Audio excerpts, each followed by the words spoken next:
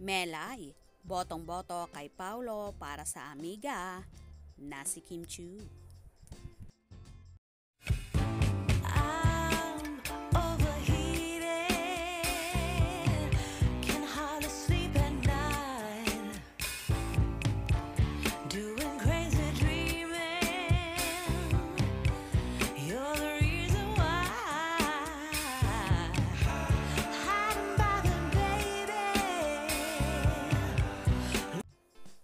Sumakit ang panga ng entertainment press na dumalo sa MediaCon ng bagong talk show ni Melay Cantiveros sa katatawa sa dami ng super funny punchlines ng comedy TV host.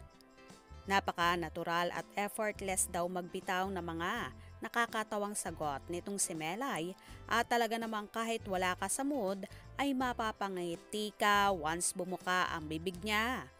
Kwento ni Melay, ang kanyang asawang si Jason Francisco ang nag-inspire sa kanya na maging host dahil sa sobrang daldal niya.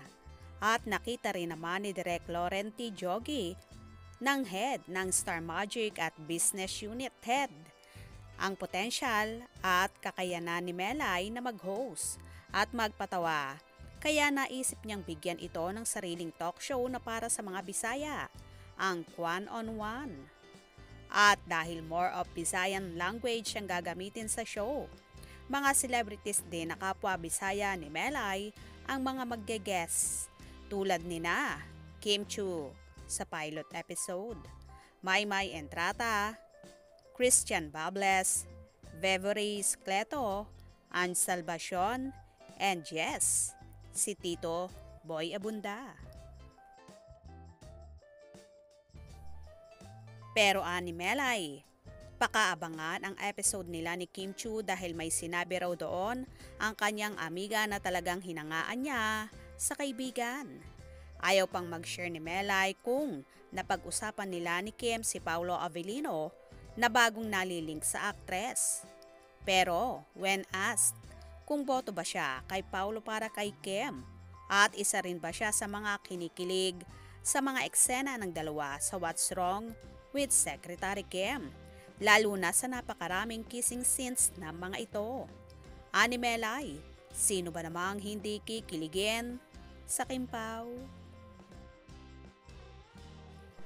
Nagulat nga raw siya at bilib na bilib kay Kim sa galing nitong umarte at kung paano nito nagawa ang maraming kissing scenes. Dahil kung siya yon, di raw niya kakayanin. Ani pa ni Melay, deserve naman daw ni Kim ang lumigaya kaya kung saan ito masaya. Happy na rin siya para sa kanyang amiga. Well, hindi naman talaga si Melay lang ang kinikilig pagdating sa Kim Pao. Dahil halos lahat ay talaga namang kinikilig, in love at hindi mapakali kapag Kim Pao na ang nakikita nilang magkasama dahil overload sa pagpapakilig sina Kim at Paulo. Totoo kaya nga bang magkarelasyon na? Kaya naman abang-abang tayo at huwag na huwag bibitiw sa mga maiinit na kaganapan. Anong inyong magiging reaksyon sa bidyong ito? Comment below.